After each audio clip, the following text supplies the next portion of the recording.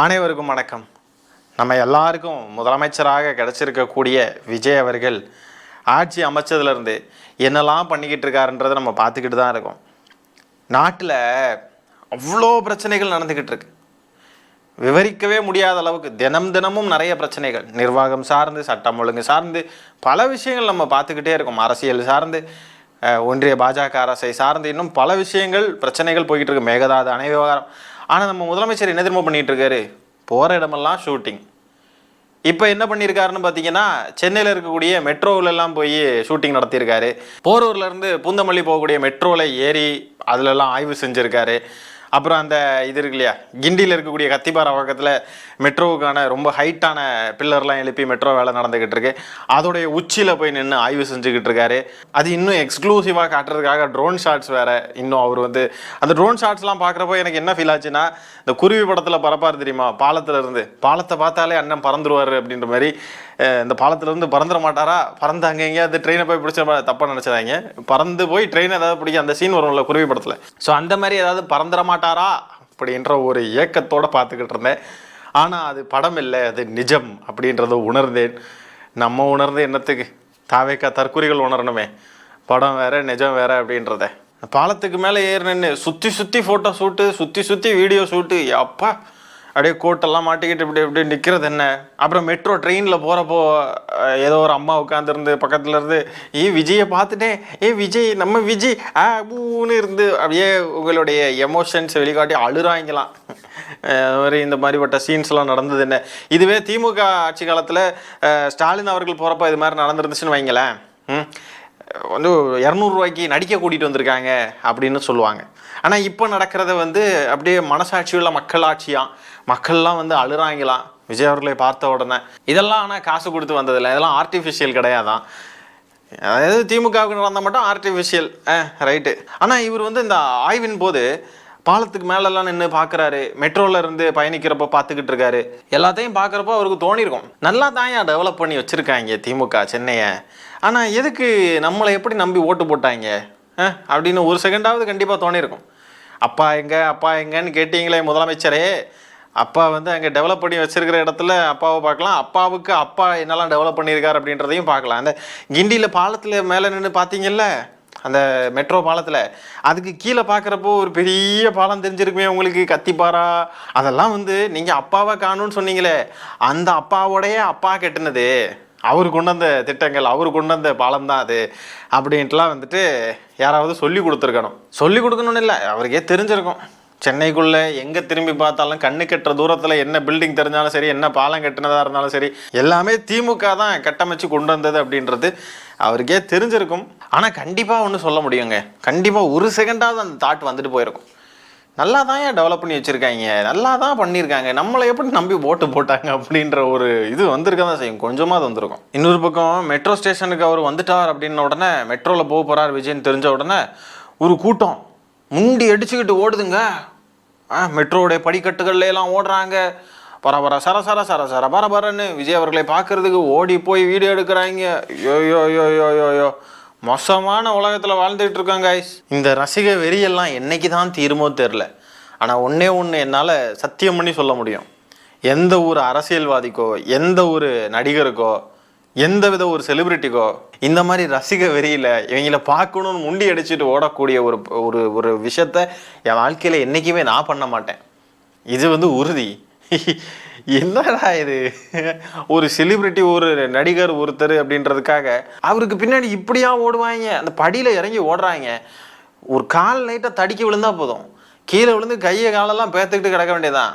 இவங்க யாரை பார்க்கறதுக்காக இப்படி முண்டி அடிச்சுட்டு ஓடுறாங்களோ அவரெல்லாம் ஒத்த பைசா கூட தரமாட்டார். அப்போ கொஞ்சம் கூட பொறுப்பு இல்லாமல் ஓடுறாங்க. ஓடுன்னு விஜய் அவர்கள் வச்சார் இல்லையா, அந்த ஓடுன்னு இவரும் ஓடுறாரு, இவருடைய ரசிகர்களும் இவரை பார்க்கறதுக்கு ஓடிக்கிட்டு இருக்காங்க. இந்த பாட்டு இவங்களுக்கு தான் சட்டம், ஓடு நிற்காம ஓடு என்ன ஓட்டம். இப்போ நடிகராக இருக்கிறப்போ இப்படியெல்லாம் ஓடிக்கிட்டு இருந்தாங்க. இப்போது அரசியல்வாதி ஆயாச்சு, அவர் ஒரு முதலமைச்சரை இப்படி பார்க்க ஓடணுமா? அவர் மக்களுக்கு சேவை செய்கிறதுக்காக ஒரு துறைக்கு வந்திருக்கார். மக்கள் கூட தான் இருக்கிறது தான் அவருடைய வேலையே. அவரை பார்க்குறதுக்கு இப்படி ஓடணுமா? இப்படி ஓடி போய் பார்த்து என்ன கிடைக்க போகுதுன்னு ஒன்றுமே புரியல. ஒரு வித்தியாசமான ஏதாவது பிறவியா அவர்? ஹியூமன் பீயிங், அவ்வளோதானே, மனுஷன் தானே. இதெல்லாம் சொன்னால் எவனுக்கு புரிய போகுது? என்ன இது, அவர் என்னமோ வித்தியாசமான ஒரு ஒரு ஏலியன், வேற ஏதோ ஸ்பீஷீஸ், இவரை கண்ணு முன்னாடி நம்ம முன்னாடி வர பார்க்காம விட்டுட்டா அவ்வளோதான், வாழ்க்கையே தொலைஞ்சு போயிருச்சுன்ற மாதிரி. ஐயோ, இவங்களெல்லாம் வந்து அறிவார்ந்த சமூகம்னு சொல்லி நம்மளை வேற நம்ப வச்சிருக்காங்க. வேற யாரு, நாங்கள் தான். இதில் வேற இவர் இப்படி ஆய்வு பண்ண போயிருக்கார் அப்படின்ற இந்த செய்தியை வந்துட்டு செய்தி ஊடகங்கள்லாம் பார்த்தீங்கன்னா அதுக்கு பின்னாடி பிஜிஎம் போட்டு அதை வந்து என்னமோ ஒரு இது மாதிரி போடுறாங்கப்பா. சினிமா பாட்டெல்லாம் போட்டு அச்சமில்லை அச்சமில்லை மனமே அப்படின்ற பாட்டு போடுறாங்க. பீஸ்ட் மோடு இது தரா வாத்திரை இடுது என்னமோ இதெல்லாம் போடுறாங்க. நியூஸ் சேனல்ஸா இல்லை டிவிக்கோடைய ஐடிவிங்கா அப்படின்றது தெரிய மாட்டேங்குது. பேரை சொல்கிறேனே, polymer news, news Tamil 24x7, இவங்கெல்லாம் என்ன வேலை பார்க்குறாங்கன்றது தெரியல. இவங்களுக்கு ஏதாவது சோஃபா கிடச்சிருச்சா? நல்லா பெரிய பெரிய சோஃபாஸ்லாம் கொண்டு வந்து இறக்கியிருப்பாங்க போல் ஆஃபீஸில். அதனால தான் இந்த வேலைகள்லாம் நடக்குது போல். நியூஸ் சேனல்ஸ் இப்படியெல்லாம் ஒரு பக்கம் நியூஸ் போடுறாங்கல்ல, இதே நேரத்தில் இன்னொரு முக்கியமான நியூஸையும் கவர் பண்ணியிருக்கணும் இல்லையா? இதெல்லாம் கவர் பண்ணுறது ஓகே தான், ஆனால் முக்கியமான விஷயங்களை கவர் பண்ணணும்ல. நியூஸ் சேனல்ஸோடைய வேலை அது தானே, முக்கியமான நிகழ்வுகளை கவர் பண்ணுறது தானே. தாவேக்காவோட ஐடி விங்காக செயல்படுறது மட்டும் அவங்களோட வேலை இல்லைல்ல. அது ஏன் மட்டும் அப்படின்னு சொல்கிறேன்னா, அவங்க அந்த வேலையிலலாம் டீப்பாக இறங்கிட்டாங்க.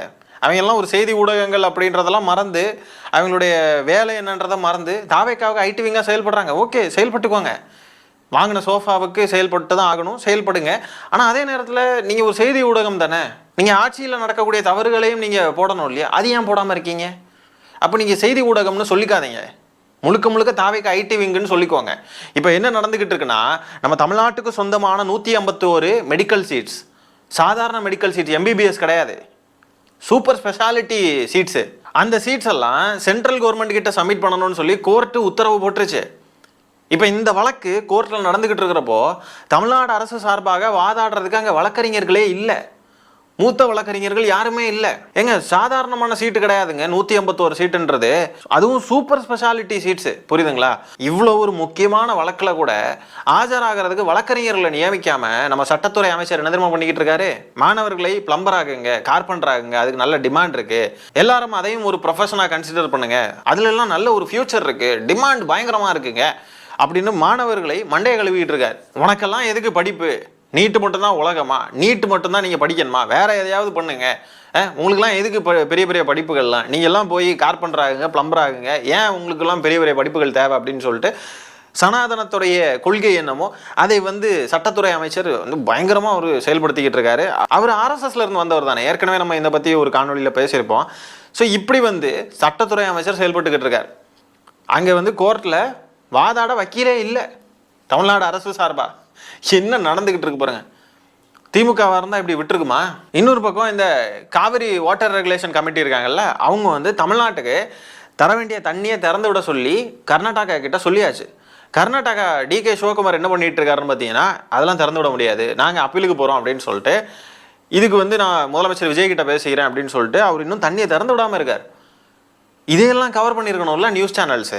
இன்னும் பல பல பிரச்சனைகள் இருக்கு தமிழ்நாட்டில். இதையெல்லாம் கண்டுக்காம ஆய்வுக்கு போகிறேன்ற பேரில் மெட்ரோவுக்கு போகிறது, இது இப்போ என்ன பார்த்தீங்கன்னா டைவர்ட் பண்ணுறாரு. தமிழ்நாட்டில் பேசப்பட வேண்டிய விஷயங்களை, விவாதிக்கப்பட வேண்டிய விஷயங்களை, இன்னொரு பக்கம் விவசாயிகளுக்கு பெரிய கொடுமை நடந்துகிட்டு இருக்கு. இதெல்லாம் எதுக்காக பண்ணுறாரு அப்படின்னு பார்த்தீங்கன்னா டைவர்ட் பண்ணுறதுக்கு தான். இந்த முக்கியமான பிரச்சனைகளை பற்றி மக்கள் யாரும் பேசக்கூடாது, யாருமே அதை பற்றி விவாதிக்கக்கூடாது, இதுக்கான தீர்வுகளை நோக்கி யாரும் நகரக்கூடாது, நம்மளை யாரும் கேள்வி கேட்டக்கூடாது. அதுக்காக என்னன்னா இந்த மாதிரி எங்கேயாவது ஆய்வுக்கு போகிறேன்ற பேரில் போய் ஃபோட்டோஸ் எடுக்கிறது. தாவேக்கா காரணங்களும் அதுலேயே பிஸியாக இருப்பானுங்க, அதை எடிட் பண்ணுறது, அதை வந்து ஸ்ப்ரெட் பண்ணுறது, அதெல்லாம் தானே பிஸியாக இருப்பானுங்க. எதிர்த்து கேள்வி கேட்குறவங்களும் இந்த ஃபோட்டோஸ் விட்டு நடக்கிறதெல்லாம் வந்துட்டு என்ன பண்ணுவான், ட்ரோல் பண்ணுவான், இல்லை கலாய்ப்போம். ஸோ அந்த முக்கியமான விவகாரங்கள் நடக்கிறப்ப பாருங்க, டக்குன்னு வெளியில் வந்து ஒரு ஃபோட்டோ ஷூட்டை போடுவார், இல்லைனா ரோட்டில் இறங்கி எல்லாருக்கும் ஹாய் சொல்லுவார். ஸோ அது வந்து அன்றைக்கி பேச பொருளாயிரும். முக்கியமாக பேசப்பட வேண்டிய விஷயங்கள் என்ன? தமிழ்நாட்டுக்கு கிடைக்க வேண்டிய சீட்ஸ் வந்து ஒன்றிய அரசுக்கிட்ட இப்போ கொடுக்க சொல்லிட்டாங்க. தமிழ்நாட்டுடைய சீட்ஸை திமுக எதையெல்லாம் போராடி போராடி பெற்று தந்துச்சோ, என்னென்ன உரிமைகளை எல்லாம் நிலைநாட்டுச்சோ, அதையெல்லாம் இவர் ஈஸியாக கை நழுவ விடுறாரு.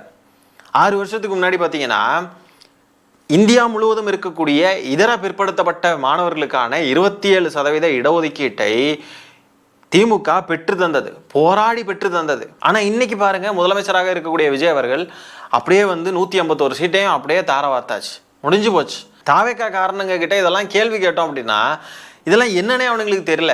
சூப்பர் ஸ்பெஷாலிட்டி சீட்ஸுக்கும் எம்பிபிஎஸ் சீட்ஸுக்குமே டிஃபரன்ஸ் தெரிய மாட்டேங்குது அவனுங்களுக்கு. இவனுங்க கிட்ட போய் நம்ம என்னத்தை பேசுறதுக்கு?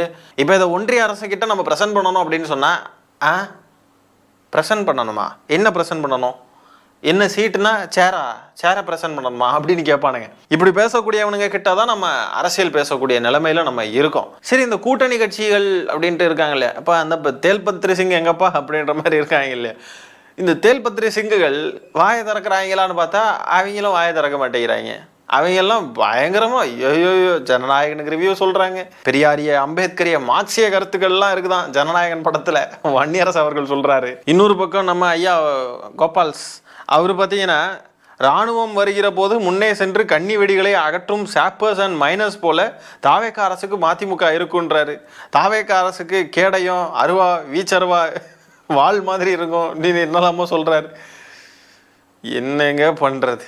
தமிழ்நாடு இவ்வளோ மோசமான நிலையில இருக்கு. இன்னும் 5 வருஷத்துக்கும் சுத்திக்கிட்டே இருக்க போறாரு முதலமைச்சர் விஜய் அவர்கள். இதே மாதிரிதான் எப்போ பார்த்தாலும் ஃபோட்டோ ஷூட்டு அது இதுன்னு எடுத்துக்கிட்டே வேண்டியதான். திமுக வந்து கொண்டு வந்த திட்டங்கள், திமுக செஞ்ச சாதனைகள் எல்லாத்தையும் 5 வருஷத்துக்கு சுற்றி பார்த்துக்கிட்டே இருக்க வேண்டியதான். 5 வருஷமும் பத்தாது, முழுசா எப்படிங்க 5 வருஷம் பத்தும்? இத்தனை ஆண்டு காலம் ஆட்சியில் திமுக செஞ்சதெல்லாம் ஒன்று ஒன்றா போய் பார்க்கணும், ஒரு இடமா போய் பார்க்கணும்னா அதுக்கு இன்னும் பல வருஷங்கள் தேவைப்படும் பார்த்து முடிக்கிறதுக்கே. இன்னும் 5 வருஷத்துக்கு இவர் ஆட்சி காலத்தில் பார்த்துக்கிட்டே இருக்க வேண்டியதான். தினமும் போய் ஃபோட்டோ ஷூட் எடுத்துகிட்டு பார்த்து தெரிஞ்சுக்கிட்டோம் திமுக எவ்வளோ செஞ்சுருக்கா. இதெல்லாம் திமுக செஞ்சிச்சா, ஓகே நல்லா இருக்கே, நைஸ் அப்படின்னு பார்த்து தெரிஞ்சுக்கிட்டோம். திமுக இவ்வளோ செஞ்சிச்சு அப்படின்றதெல்லாம் நம்ம எடுத்து சொன்னோம் அப்படின்னா அதெல்லாம் மக்கள்கிட்ட போய் ரீச் ஆகாது.